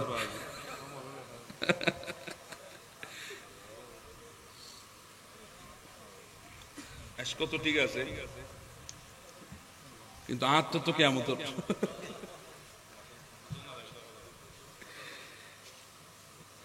আমার আল্লাহ ডাক দিয়ে বলে, নবী, প্রত্যেক নবী 40 দিন দুনিয়ার জমিনে ইন্তেকালের পর থাকে। কয়দিন? এরপরে আমি আল্লাহ ওনাদেরকে জান্নাত উঠাইনি, আসমান উঠাইনি। আমার নবী মেরাজে যাচ্ছেন, দেখেছেন আদম প্রথম আসমান। নবী মেরাজে যাচ্ছেন, দেখেছেন ঈসা দ্বিতীয় আসমানে। নবী মেরাজে যাচ্ছেন, দেখছেন ইউসুফ তৃতীয় আসমানে। নবী মেরাজে যাচ্ছেন, দেখছেন হযরতে ইদ্রিস চতুর্থ আসমানে। নবী মেরাজে যাচ্ছেন, দেখছেন পঞ্চম আসমানে হারুন। নবী মেরাজে যাচ্ছে, দেখছে ষষ্ঠ আসমানে মূসা। নবী মেরাজে যাচ্ছে, দেখছে ওই সপ্তম আসমানে ইব্রাহিম খলিলুল্লাহ। উঠাইনি আমার নবী, 40 দিন পর আমি উঠাইনি, এক একজনকে এক এক জায়গায় নিয়ে আসি। নবী আপনিও দুনিয়া থেকে চলে আসবেন, সময় ঘনিয়ে এসেছে, আমি আপনাকে নিয়ে আসার জন্য ব্যবস্থা রেখেছি জান্নাতুল ফেরদৌস, জায়গা সাজিয়ে রেখেছি, আপনি আসবেন। নবী বলে আল্লাহ আমি যাব, ঠিক আছে, আমার উম্মত কোথায়? উম্মত কই? কই উম্মত জমিনে। বলে আমি জান্নাত, উম্মত জমিনে সহ্য কিভাবে করব আল্লাহ? আল্লাহ কেউ জানুক আর না জানুক, অন্তত পক্ষে আপনি তো জানেন। দুনিয়ায় এসেছি আমার মায়ের গর্ভ দিয়ে, দুনিয়ায় আসলাম, বাবাকে পাইলাম না, 6 মাস আগে বাবা দুনিয়া থেকে চলে গেছে। কষ্ট বুকে চেপে রেখেছি, 7 বছর বয়স, মাটাও চলে গেল। কষ্ট তো পেয়েছি, কিন্তু বুকে চেপে রেখেছি। একটু বেড়ে উঠতে না উঠতে আমার আখিরি সাহারা দাদা আব্দুল মুত্তালিবও চলে গেছে। কষ্ট তো লেগেছে, চেপে রেখেছি। আমার চাচা, যার শক্তিতে ইসলাম প্রচার করতে পেরেছি, আবি তালেব, সেও চলে গেছে আমাকে ছেড়ে। কষ্ট তো লেগেছে, চেপে রেখেছি। আমার কলিজার টুকরা বিবি, যে বিবির সম্পদ না হলে ইসলামকে আমি দাঁড় করাতে পারতাম না, আমার বিবি খদিজাতুল কুবরা দুনিয়া থেকে চলে গেল। কষ্ট তো পেয়েছি, কিন্তু চেপে রেখেছি।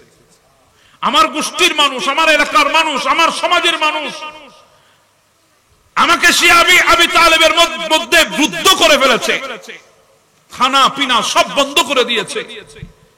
আমি খিদার জ্বালায় গাছের পাতা নিয়ে চিবিয়ে চিবিয়ে রস খেয়েছি। কষ্ট তো লেগেছে, বুকে চাপা দিয়ে রেখেছি, চোখ থেকে পানি ফেলি নাই। তোমার ঘর খানায় কাবার সামনে দাঁড়াতাম, আর কুরাইশরা এসে নারী বুড়ি এনে আমার কাঁধে চাপিয়ে দিত। কষ্ট তো লেগেছে, কিন্তু চোখের পানি ফেলি নাই, বুকে চাপা দিয়ে রেখেছি। আল্লাহ মনে করেছি মক্কার মানুষ একটু বেশি অত্যাচার করছে, আমি একটু তাইফের দিকে চলে যাই। চলে গেলাম তাইফে, ওখানে ওরা তো আরো বেশি মারাত্মক ছিল। রাস্তা দিয়ে হাঁটতাম, কাঁটা বিছিয়ে দিত, আমি নবীর কদমে কাঁটা লাগতো, রক্ত পড়তো। কষ্ট তো পেয়েছি, বুকে চাপিয়ে রেখে দিয়েছি, চোখের পানি ফেলি নাই। পাথর মেরেছে আমাকে, মজনুন বলে বলে পাথর মেরেছে। আরে নবী উম্মত বলে বলে পাথর খেয়েছে, আমরা তো এখনো নবী বলে বলে পাথরও খাইলাম না, একটা ফুলের বাড়িও তো খাইলাম না।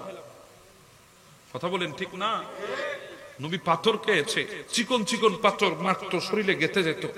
নবী যখন পাথরগুলো তুলতেন শরীর থেকে হুলকি দিয়ে রক্ত বের হতো। নবী বলে কষ্ট তো লেগেছে, চোখের পানি ফেলি নাই। দুইটা পা দিয়ে হাঁটছিলাম তাইফের জমিনে, বড় পাথর এসে একটা পায়ের উপর পড়লো, পাটা রক্তাক্ত হয়ে গেছে, থেতলায় গেছে। আমি পাটা জমিনে রাখতে পারি না, বটে নিলাম, এক পায়ের উপরে দাঁড়িয়ে আছি। তারা ওই পাটার উপরও পাথর মেরেছে, পাটাও থেতলায় গেছে, রক্তাক্ত হয়েছে। দুইটা পা বটে নিয়ে আর পায়ের উপর দাঁড়াতে পারি না, হাঁটু গেড়ে জমিনে বসে গেলাম। যত বড়ই জালিম হোক না কেন, এই দৃশ্যটা দেখে তার অন্তরে তো মায়া আসার কথা, কিন্তু তাদের অন্তরে মায়া আসে নাই। তারা এসে আমার জামার কলার ধরে আমাকে একবার উপরে তুলেছে, আবার মাটির মধ্যে আছাড় মেরেছে। কষ্ট তো পেয়েছি, চোখের পানি ফেলি নাই। জিবরিল এসে বলে, নবী বদদুয়া করেন না, আল্লাহর দরবারে হাত তুলে দেন। লূত আলাইহিস সালাম বদদুয়া করেছে, আমি গোটা সাদ্দুম আমুরাবাসীকে আমি আসমানে তুলতে তুলতে জমিনের মধ্যে আছাড় মেরেছি, গোটা জমিনকে উল্টায় দিয়েছিলাম।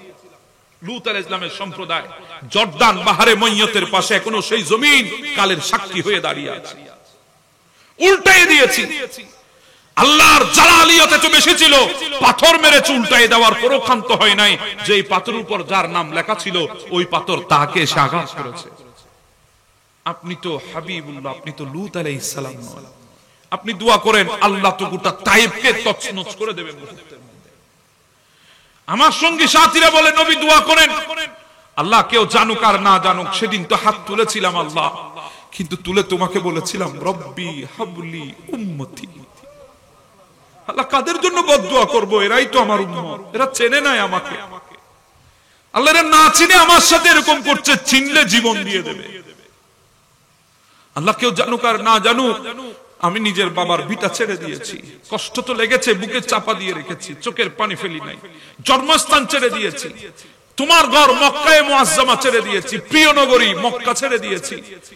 কষ্ট তো লেগেছে, চোখে পানি ফেলি নাই। চলে গেলাম মদিনার দিকে, বদরের ময়দানে তারা আমাদেরকে ক্ষান্ত দেয় নাই, আঘাত করেছে।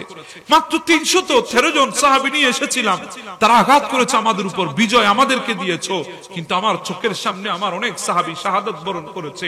কষ্ট তো লেগেছে, কিন্তু এরপরও চোখের পানি ফেলি নাই। আল্লাহ উহুদের ময়দানে আমার সামনে আমার চাচা আমির হামজাকে 700 টুকরা করেছে, কলিজা বের করে হিন্দা জুবান দাঁতের মধ্যে কলিজা চাবিয়েছে আমার সামনে। আমি দেখেছি, কষ্ট তো লেগেছে, চোখের পানি ফেলি নাই। দন্দন শহীদ করেছে, রক্ত পড়ছে, জিবরিল কোলে করে হুদের পাহাড়ের উপরে নিয়ে গেল। কষ্ট তো পেয়েছি, চোখের পানি ফেলি নাই। আমার চোখের সামনে আমার সাহাবী হানজালা মাত্র বাসর করেছে, এখনো ফরজ গোসল আদায় করে নাই। যখন শুনেছে আমার উপরে হামলা হয়েছে, সে বাসর ঘর থেকে বের হয়ে দৌড় দিয়েছে হুদের ময়দানে। সেখানে গিয়ে সে জিহাদের ময়দানে শহীদ হয়ে গেছে। কষ্ট তো লেগেছে, কিন্তু চোখের পানি ফেলি নাই। আল্লাহ 5 দিন পর্যন্ত না খেয়েছিলাম, পেটের মধ্যে পাথর বেঁধেছিলাম। সিদ্দিক আকবর এসে বলি, ইয়া রাসূলুল্লাহ আমি 3 দিন না খেয়ে আছি। ওমরে ফারুক এসে বলি, ইয়া রাসূলুল্লাহ আমি 2 দিন না খেয়ে আছি। আমার নবী বলে, আমি তো 5 দিন না খেয়ে আছি। আসো আসো চলো আমরা একটু রাস্তা দিয়ে বের হই। নবী যখন 2 সাথীকে নিয়ে রাস্তা দিয়ে বের হয়, আবু আইয়ুব আনসারীর ঘরের সামনে দিয়ে নবী যায়। আবু আইয়ুব আনসারী ঘরের ভেতর থেকে দৌড় দেয়। আমার নবীকে এসে বলি, ইয়া রাসূলুল্লাহ আপনি আমার ঘরের সামনে দিয়ে যাবেন, আমার ঘরে মেহমান হবেন না, এমন থেকে হতে পারে না। আমার নবী বলে, আবু আইয়ুব রে তুমি কিভাবে জেনেছো আমি তোমার বাড়ির সামনে দিয়ে যাচ্ছি? বলি, ইয়া রাসূলুল্লাহ কেন জানবো না, পৃথিবীর বুকে আপনার শরীর থেকে এমন এক খুশবু বের হয়, যে খুশবুর মিসাল আল্লাহ দুনিয়ার জমিন আর বানায় নাই। এমন এক খুশবু আপনাকে দিয়েছে, যে খুশবু আসমানি জগতের ফেরেশতারাও পায়, জমিনের জগতের মখলুকও পায়। সুবহানাল্লাহ। আমি খুশবু পেয়ে দৌড়ে এসেছি। ইয়া রাসূলুল্লাহ আসেন আমার ঘরে তশরিফ রাখেন, আমি আপনাকে একটু মেহমানদারি করব। আমার নবী সিদ্দিকের দিকে তাকায়, আমার নবী ওমরের দিকে তাকায়, দেখে দুইজনই বেশি ক্ষুধার্ত। নবী বলে, ঠিক আছে চলো। আমার নবী মেহমান হলেন।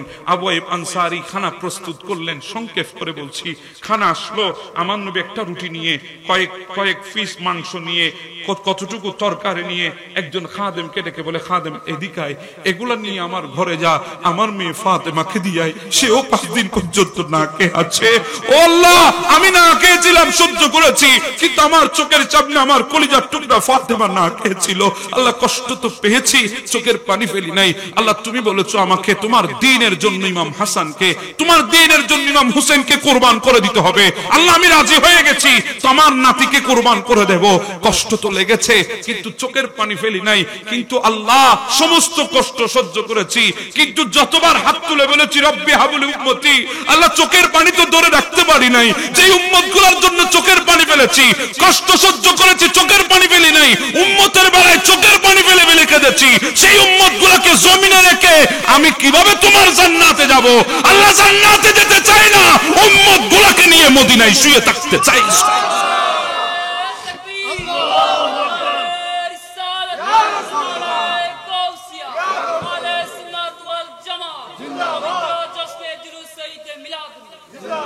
নবী আসবেন না? বলে না আল্লাহ, আমি যেতে পারবো না, উম্মতকে ছাড়া কই যাব? আল্লাহ বলে ঠিক আছে, আসবেন না, আমি জান্নাত আপনার জন্য প্যাকেট করে পাঠাই দেব। সুবহানাল্লাহ, আমি প্যাকেট করে জান্নাত পাঠাই দেব। আমার নবী বলছে আল্লাহ, যখন আপনি হাদিয়া দিচ্ছেন, আমাকে তো হাদিয়া নিতে হবে। আপনি হচ্ছেন আমার স্রষ্টা, আমি হচ্ছে আপনার সৃষ্টি। আপনি রব, আমি মখলুক। আপনি হচ্ছেন দাতা, আমি হচ্ছে আপনার কাছ থেকে গ্রহণকারী। আপনি হচ্ছেন দেনেওয়ালা। আপনি যখন দিচ্ছেন আমি নেব। কিন্তু আল্লাহ, জান্নাতে ডুববো না, জান্নাত আমার পাশে রাখবো, আমি জান্নাতের পাশে শুয়ে থাকবো। কারণ বলেছি উম্মত ছাড়া জান্নাতে যাব না। চাই জান্নাত উপরে হোক, চাই জান্নাত নিচে হোক, উম্মত ছাড়া জান্নাতে ঢুকবো না। ওই জান্নাত যেটা আপনি আমাকে দেবেন আমি নেব, ওটা আমি আমার পাশে রেখে দেব। আমি ওই জান্নাতের পাশে ঘুমাবো, আর দেখবো সকাল সন্ধ্যা আমার উম্মতগুলো 1000 মাইল পাড়ে দিয়ে মদিনায় তৈবায় আসবে, মসজিদে নববীতে ঢুকবে। সেখানে ওই জান্নাতে যোহর পড়বে, ফজর পড়বে, আসর পড়বে, মাগরিব পড়বে, এশা পড়বে। আমি নবীর রওজার পাকের ভেতরে বসে বসে দেখবো আমার উম্মত জান্নাতে ঢুকে ঢুকে খুশি হচ্ছে, আমার উম্মতের চেহারার মধ্যে খুশি আসতেছে। সেই দৃশ্য দেখে আমার অন্তরকে আমি খুশ করে ফেলবো। উম্মত, তোদের জন্য রেখে গিয়েছি রিয়াজুল জান্নাহ। নবী বলে এটা শুধু জান্নাত নয়, জান্নাত নয়, এখানে যে নামাজ পড়েছে সেই জান্নাতের ভেতরেই নামাজ পড়েছে। এটা রিয়াজুল জান্নাহ, এটা জান্নাতের টুকরো। এখানে যারা নামাজ পড়েছে সারা জান্নাতেই নামাজ পড়েছে। নবী আমাদের জন্য জান্নাত রেখে গেছেন। নবী আমাদের ওই কাল হাসরের ময়দানে আল্লাহ জিবরিলকে পাঠিয়ে দিলেন, জিবরিল যা নবীকে গিয়ে বল 70,000 উম্মত বিনা হিসাবে জান্নাতে আমি আল্লাহ দেব। তো জোরে বলেন না সুবহানাল্লাহ। অন্য কোন নবীকে যদি এই কথা বলতো আনন্দে বাক হয়ে যেত, আনন্দে আত্মহারা হয়ে যেত। কিন্তু নবীর চেহারা মলিন হয়ে গেছে। জিবরিল বলে নবী খুশি হন নাই। জিবরিল কেমনে খুশি হইতাম? যেখানে আমার সাহাবী 1.25 লাখ, সেখানে আল্লাহ বলে 70,000কে বিনা হিসাবে জান্নাতে দেবে। তো আমার গুনাহগার উম্মতগুলো কোথায়? ওরা কোথায়? জিবরিল যে আল্লাহকে গিয়ে বলে একটু বাড়াই দিতে বলে। জিবরিল গেছে আবার সে। রাসূল বলে কি ব্যাপার জিবরিল? বলে আল্লাহ সিদ্ধান্ত পাল্টাবে না, সিদ্ধান্ত অনড় আছে। আমার নবী বলে আল্লাহ পাল্টাবে না? বলে না। সত্য বলছো আল্লাহ পাল্টাবে না? বলে না, আল্লাহ সিদ্ধান্ত ঠিক আছে। আমি নবী চাচ্ছি আল্লাহ দেবে না? বলে হ্যাঁ দিয়েছে। বলে কি দিয়েছে? বলে আল্লাহ সিদ্ধান্ত ঠিক আছে, 70,000 বিনা হিসাবে জান্নাতে যাবে। প্রথম সিদ্ধান্তের মধ্যে কোন ধরনের পাল্টাপাল্টি নাই, কিন্তু আরেকটা বাড়িয়ে দিয়েছে। কি? ওই 70,000 এক একজনে 70,000 করে করে নিয়ে যাবে। 490 কোটি নবীর উম্মত বিনা হিসাবে জান্নাতে ঢুকবে। আর জোরে বলেন না সুবহানাল্লাহ। হ্যাঁ, এটা আপনার আর আমার কোয়ালিটি নয়।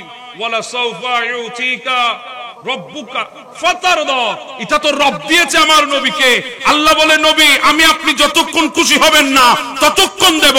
আমার নবী বলে আল্লাহ আমি ততক্ষণ খুশি হব না যতক্ষণ আমার একজন উম্মত জান্নাতের বাহিরে থাকবে। সুবহানাল্লাহ। বলছিলাম আমরা দয়ার কারণে পেয়েছি, দয়ার কারণে, যোগ্যতার কারণে কিছুই নাই। যোগ্যতার কারণে কিছুই নাই। আরে আমি নাই, কথা বলেন ঠিক কিনা? নবীর কারণে আমি হয়েছি, নবীর কারণে আমি পেয়েছি, নবীর কারণে খুদার খোদাই পেয়েছি। যদি নবীকে বাদ দিয়ে দিই গোটা জীবনটা তুচ্ছ, কিছুই নাই। কথা বলেন ঠিক না? আবু জাহেলের সব ছিল, শুধু নবী ছিল না। শুধু নবী ছিল না, সব ছিল। ক্ষমতা প্রতিপত্তি, টাকা পয়সা, সর্দার, সমস্ত কিছু ছিল তার মাথার উপরে, শুধুমাত্র নবী ছিল না। নবী সব শেষ হয়ে গেছে। আর বেলালে হাবশির কিছুই ছিল না, শুধু 70 টাকার কাপড়টা ছিল, আর কিছুই ছিল না বেলালে হাবশির। কিন্তু নবী যখন পেয়েছে সব পেয়ে গেছে। আরো জোরে বলেন না সুবহানাল্লাহ। কিছুই ছিল না, নবী যখন পেয়েছে সব পেয়ে গেছে। আর যার সব ছিল নবী পায় নাই, সেই কিছুই পায় নাই। কথা বলেন ঠিক না? তাহলে আমাদেরকে অন্ততপক্ষে সেই নবীর সুন্নত তরিকা ধরে চলার তৌফিক দান করে দেন। আমি নবীর দিওয়ানা, পাগল, এগুলো তো মুখের দাবি।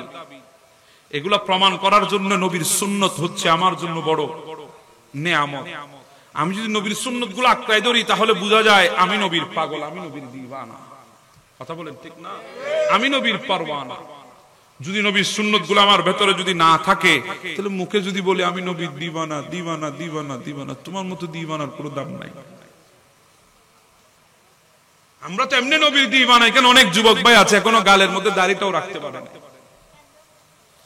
অথচ আপনি ব্যবহার করছেন তসবিহ, আপনি ব্যবহার করছেন পাগড়ি, পাঞ্জাবি, ব্যবহার করছেন পায়জামা, ব্যবহার করছেন মিসওয়াক।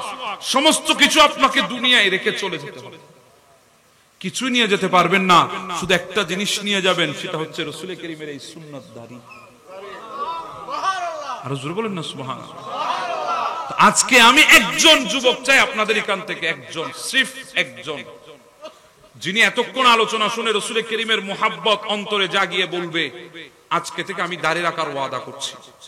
একজন যুবক আমি চাই, না হলে ওয়াজ এর সার্থকতা নাই, এই চোখের পানির সার্থকতা নাই, এই মুহাব্বতের সার্থকতা নাই। একজন যুবক যার মুখে দাড়ি নাই, সে বলবে আজকে থেকে আমি দাড়ি রাখবো। হ্যাঁ, আপনি বলবেন আমাকে হুজুর স্মার্ট দেখাবে না, আপনি প্রত্যেকদিন ক্লিন শেভ করে ফেসবুকে ছবি দেন, 100টা লাইক আসে না। আর আমার দাড়িওয়ালা প্রত্যেকদিন ছবি দেয়, ওখানে 2000 করে লাইক আসতেছে। তার মানে বোঝা যায় আপনার চাইতে আমি কম স্মার্ট না।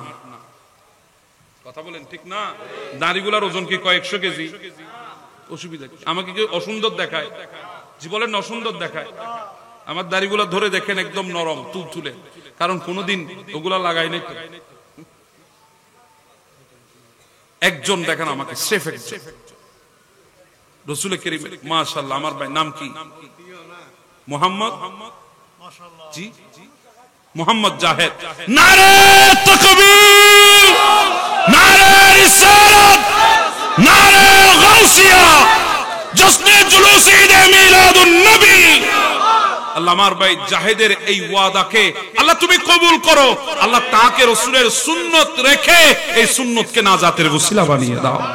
আজকের মাহফিল সার্থক, আজকের মাহফিল সার্থক। বাস বেশি লাগে না, একজন লাগে, একজন, বেশি না একজন। আল্লাহ পাক আমাদেরকে বুঝার তৌফিক দান করে। অনেকে আছেন মুখে দাড়ি নাই, মনে মনে অন্তরে নিয়ত করেন হুজুর আজকে থেকে নিয়ত করলাম আমি রাখার চেষ্টা করব। আপনি নিয়ত করেন না, নিয়ত, সেই নিয়তকে পরিপূর্ণ করবেন আমার আল্লাহ। আপনি সাহস করেন, আপনি হিম্মত করেন, নিয়ত করেন। ভালো কাজে দেরি কিসের? আপনি বলছেন হুজুর আমি এখনো বিয়ে করি নাই, দাড়ি রাখলে লোকে কি বলবে? হুজুর আমি এখনো বিয়ে করি নাই, মসজিদ ধরলে লোকে কি বলবে? আমার এখনো সন্তান সন্ততি হয় নাই, দাড়ি রাখলে লোকে কি বলবে? এই পর্যন্ত ওই লোকটাকে আমি খুঁজে পাইলাম না যে এত কথা বলে। শুধু বলে লোকে কি বলবে, লোকে কি বলবে, ওই লোকটার এত পাইলাম না। জি নাম কি? দুইজন কে হাত তুলছে? দাঁড়ান, আপনার অসুবিধা নেই, কেন লজ্জার কিছুই নেই। কে হাত তুলছে? না, কেউ যদি তুলে থাকে সে ইচ্ছায় দাঁড়াক। আমি একজন চেয়েছি, একজন পেয়ে গেছে। যার অন্তরে আছে আপনি নিয়ত করেন, অসুবিধা নেই, আপনাকে দাঁড়াতে হবে। আপনি এক ভাই দাঁড়িয়েছেন, ওনার উসিলা মাহফিল আজকে কবুল, আজকে মাহফিল কবুল হয়ে গেছে। আল্লাহ আমাদেরকে নিয়ত করার তৌফিক দান করে দিন। আজকের এই মাহফিলের জন্য আর্থিক, শারীরিক, মানসিক যেভাবে সহযোগিতা করেছেন আল্লাহ সবার শিরকত গুলাকে নাজাতের উসিলা বানিয়ে দিক। এই মাহফিল আসমান আর জমিন যতদিন থাকবে ততদিন দায় আমার কায়েম রাখার তৌফিক দান করে দিক। এই মাহফিল আপনারা চান কি চান না? আওয়াজে বলি চান কি চান না? দুই হাত তুলে আমাকে দেখাতে পারবেন? একটা নারায় দাও না।